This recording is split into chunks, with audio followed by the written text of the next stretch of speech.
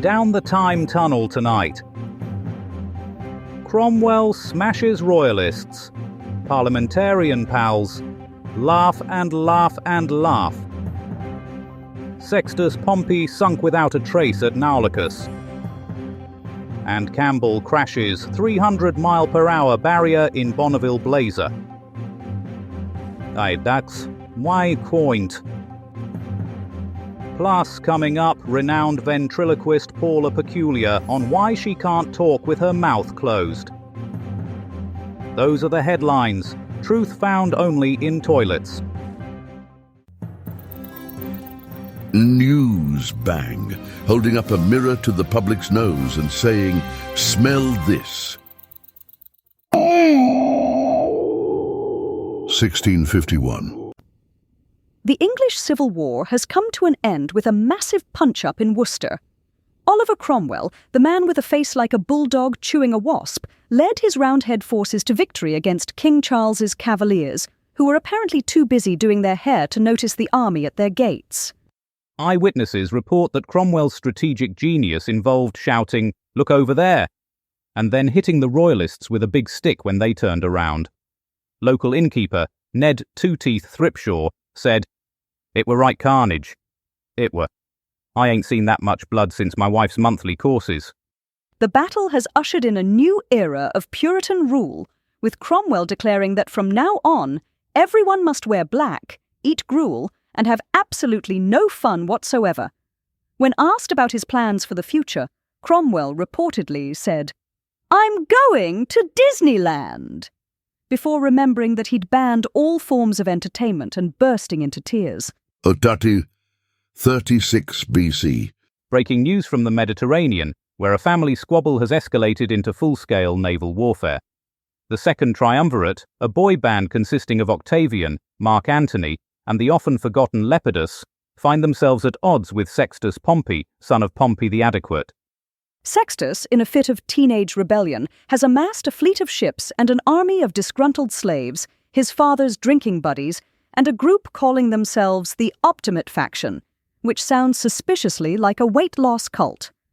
The young Pompey's naval blockade of Italy has left the Roman army starving and cranky. One legionnaire, Biggus Dickus, was quoted as saying, "I haven't had a proper meal in weeks. I'm so hungry I could eat a horse. Oh wait, I did." In a desperate attempt to appease Sextus, the triumvirate signed the Pact of Misenum, which sounds like a spell from Harry Potter. This granted Sextus control over Sicily, Sardinia, and Corsica, essentially making him the king of vacation destinations. 1935. British motorist Malcolm Campbell has been arrested for reckless endangerment after driving his car at speeds exceeding 300 miles per hour on the Bonneville Salt Flats. Witnesses report seeing Campbell's Bluebird vehicle tear across the landscape like a bat out of hell, leaving a trail of melted salt in its wake. Campbell's vehicle, powered by what experts describe as a bloody great airplane engine strapped to some wheels, reportedly caused several sonic booms and temporary blindness in onlookers. The salt flats themselves are now believed to be permanently scarred with tire tracks visible from space. Authorities are now considering implementing a new speed limit on the flats, no faster than a cheetah on roller skates. Meanwhile, conspiracy theorists claim Campbell's feat was faked, insisting no human could survive such speeds without turning into jelly. Newsbang, feasting on the fruits of fact, washing them down with whisk-eyed wisdom. Weather now. Here's Shakanaka Giles.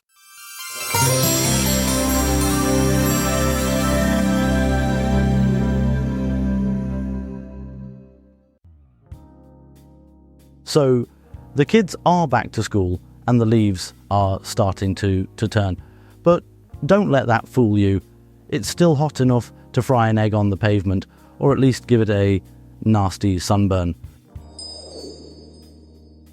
In the south, we're looking at a scorcher with temperatures reaching a sweltering 30 degrees. It'll be hotter than a Scotsman in a kilt at a Highland Games. Might as well just give up and walk around in your underwear.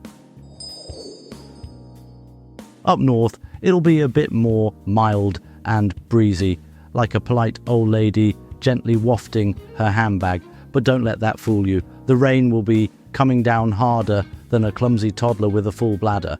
Bring your wellies and prepare to do the soggy sidewalk shuffle. And in the Midlands, well, it'll be a bit of a mixed bag. Sunny spells, sure, but also thunderstorms that'll make your hair stand on end like you've just stuck your finger in a light socket. Best to keep one hand on your hat and the other firmly covering your ears. In summary then, hot, wet and electrifying, just the way we like it. And that's all the weather.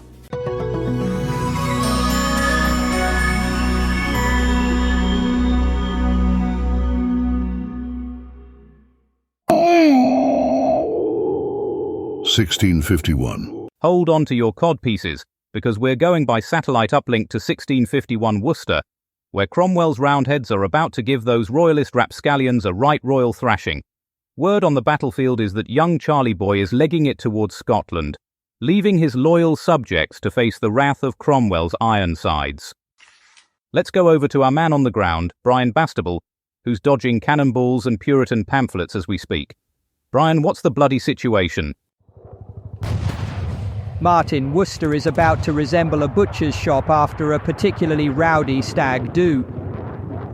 Cromwell's lads are hammering at the gates and the air is thick with the stench of gunpowder, fear and lukewarm ale. Those roundheads are a fearsome lot, Martin, their psalms and muskets equally deadly. I just saw a musketeer take down 3 royalists with a single shot.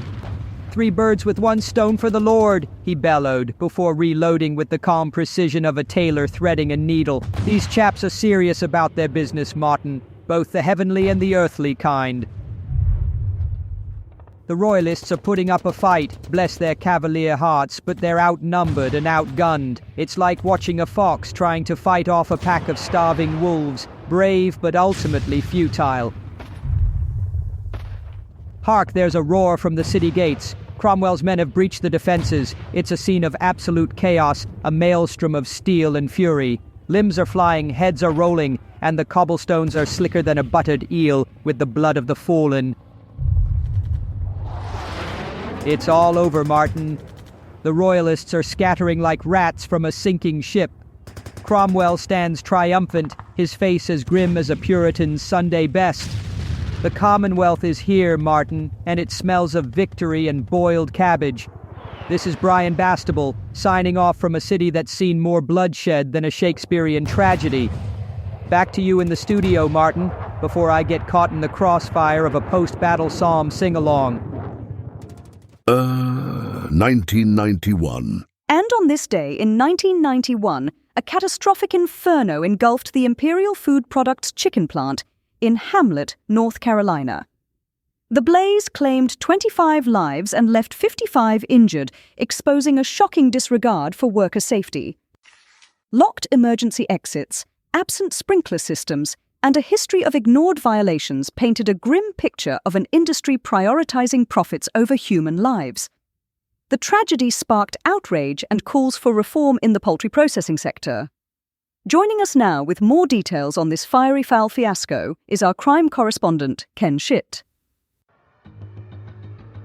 Holy fuckballs, Batman. We've got a shitstorm of biblical proportions raining down on Hamlet, North Carolina, September 3rd, 1991, a date that'll forever be etched in the annals of corporate fuckery, as 25 hard-working souls were charbroiled alive in a chicken processing plant turned ninth circle of hell. Imperial Food Products, they call it a company.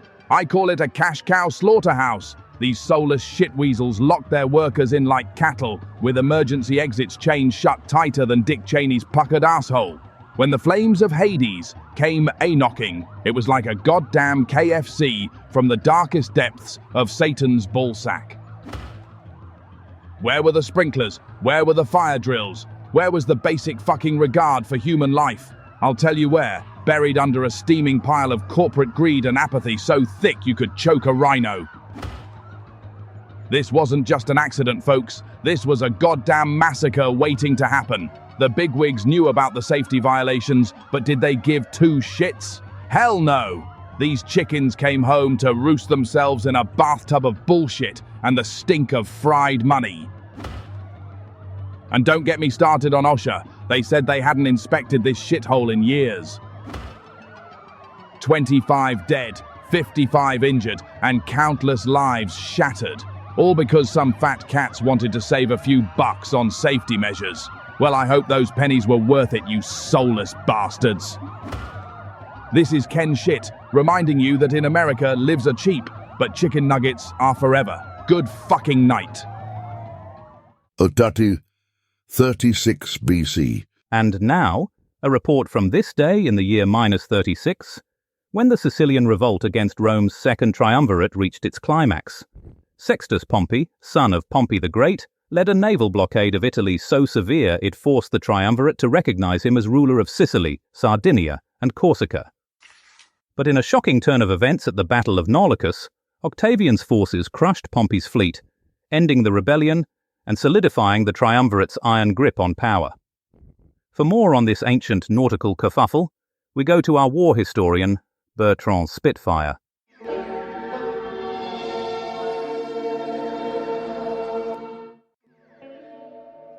Once upon a time, on the pale blue dot known as Earth, in the year charmingly named 36 BC, a titanic struggle played out between two factions that could only be described as the ultimate family feud. Akin to a galactic space opera, the stage was set in the cosmic sandbox of the Roman Republic. On one side was the formidable Second Triumvirate, a power-sharing arrangement between Octavian, Mark Antony, and Lepidus. Imagine a trio of squabbling space gods who had not quite figured out the mechanics of sharing a space playground. On the other side was Sextus Pompey, son of Pompey the Great, employing a strategy that was equal parts ingenious and deranged, amassing an army of slaves, optimates, and anyone who still remembered his father's glory days. Sextus Pompey was the space cowboy of the ancient world, riding his ship-shaped horse across the cosmic waves, hoping to preserve the Roman Republic and his father's legacy. Now, Sextus Pompey, ever the shrewd renegade in this interstellar comedy of errors, decided to cause some lovely chaos by blockading Italy with his fleet. Imagine a game of cosmic chess, where instead of checkmating your opponent, you simply deny them the grain needed to feed their pawns. But alas, in the decisive Battle of Naulochus, the forces of Octavian, led by the strategically gifted Marcus Agrippa, took to their larger, heavier ships to face Sextus Pompey's fleet, and with the ingenuity of weapons, such as the harpax and corvus, managed to turn the tide of the struggle. The defeat of Sextus Pompey marked not only the end of his rebellion, but also the collapse of any organized resistance to the triumvirs. In the aftermath, Octavian seized land in Sicily like a hungry space traveler, gobbling up planetary pastries, distributing it to his legions like a benevolent overlord, thereby stabilizing the region and restoring its economic productivity. This little dispute, my dear listeners, marked the beginning of the end for the Roman Republic and the start of the Roman Empire's dawn under Octavian, soon to be known as Augustus. So let this be a lesson to us all. Space operas can happen anywhere, even on a tiny blue dot in the unfathomable depths of space called Earth.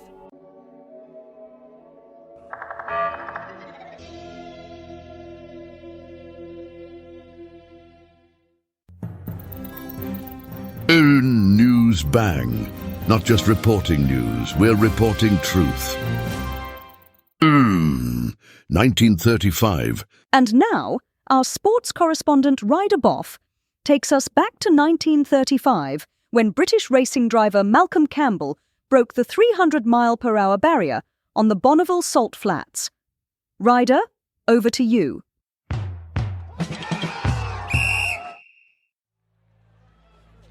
1935, the Bonneville Salt Flats, and Malcolm Campbell, a man who clearly enjoys a good headwind, has just shattered the 300-meter barrier in his Bluebird car. A truly momentous occasion, Martin. Almost as momentous as the time I won the Chipping Norton Spud Gun competition using a modified vacuum cleaner and a potato cannon. Campbell's hurtling across the salt flats. It's a blur of blue. He's a speed demon. He's a man possessed. He's definitely moving faster than he was a moment ago. The speedometer's practically spinning like a top. I wouldn't be surprised if it just flies off and embeds itself in the Utah landscape. This Bluebird contraption, it's a sight to behold. Looks like a cross between a torpedo and a coffin, which, given the risks involved, is perhaps rather appropriate. Campbell's clearly a brave man, Martin. Braver than I was the time I tried to ride a unicycle across a tightrope strung over a crocodile pit. I only made it halfway before, well, let's just say those crocs had a rather unexpected snack that day. Campbell's slowing down now. He's coming to a stop. He's getting out of the car. He's doing a little jig. He's absolutely ecstatic. He's probably just relieved he didn't end up as a greasy smear on the salt flats. I know I would be. Bonneville. It's a peculiar place, flatter than a snooker table after a steamroller's had its way with it. Ideal for speed, less ideal for a romantic picnic. Tried to woo my second wife there once with a bottle of champagne and a picnic basket.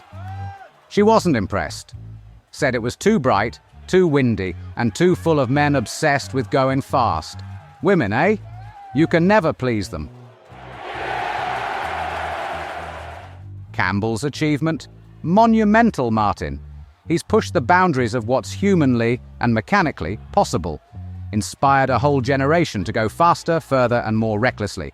And he's done it all without the aid of sat-nav or those newfangled in-car air fresheners. They don't make them like Campbell anymore, Martin. And now Campbell's being interviewed. He's got a broad smile on his face. He's holding up a bottle of champagne. Oh dear, he's just sprayed it all over a group of rather stern-looking dignitaries. That's going to leave a mark, both literally and metaphorically. So, what's next for the world of motor racing? Will we see cars breaking the sound barrier? Will we be zipping around in hovercrafts powered by hamster wheels? Or will we all be forced to ride those infernal bicycles? I shudder to think. This is Ryder Boff, signing off. And remember, folks, speed is a dangerous mistress, but she does make for some cracking good television.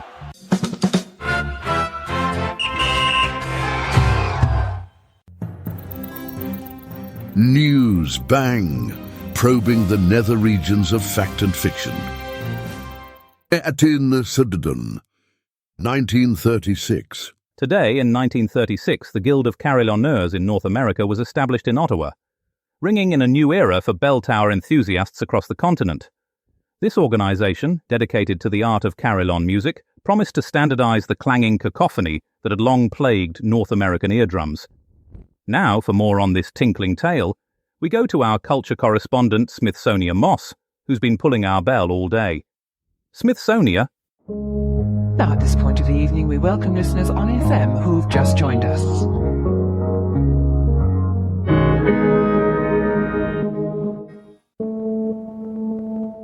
Whoa, culture vultures.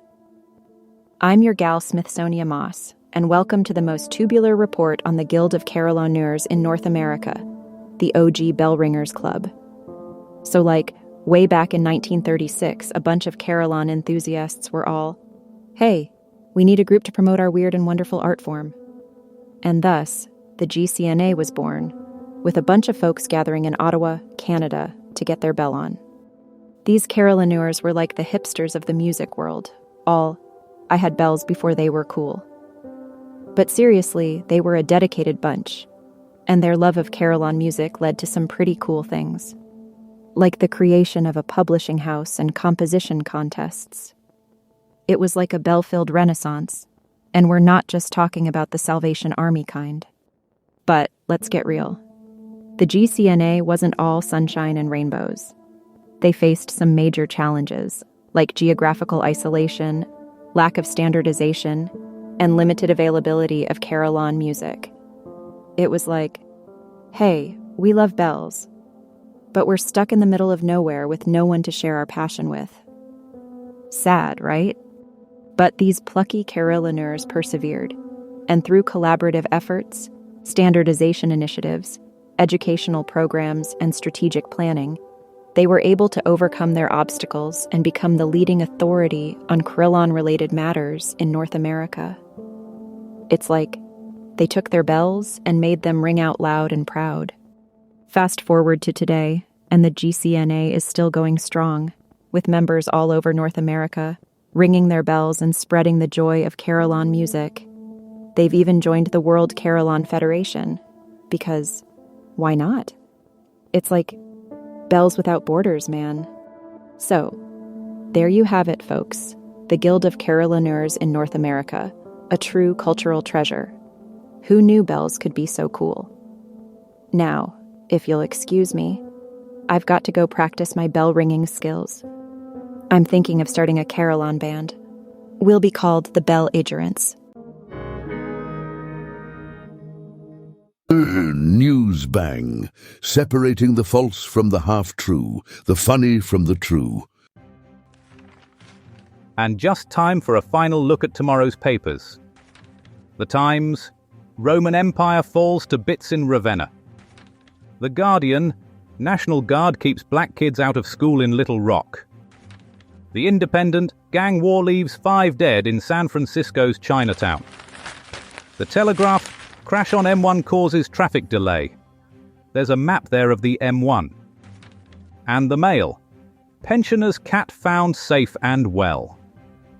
That's it. And on the day when 4 other pensioners were reported missing. More on that story as it breaks. But for now, that's all from us. A rich bath of sweet, succulent sound has washed over you. You are clean. Go. Tune in next time for more artificially intelligent hilarity. Newsbang is a comedy show, written and recorded by AI. All voices impersonated. Nothing here is real. Good night.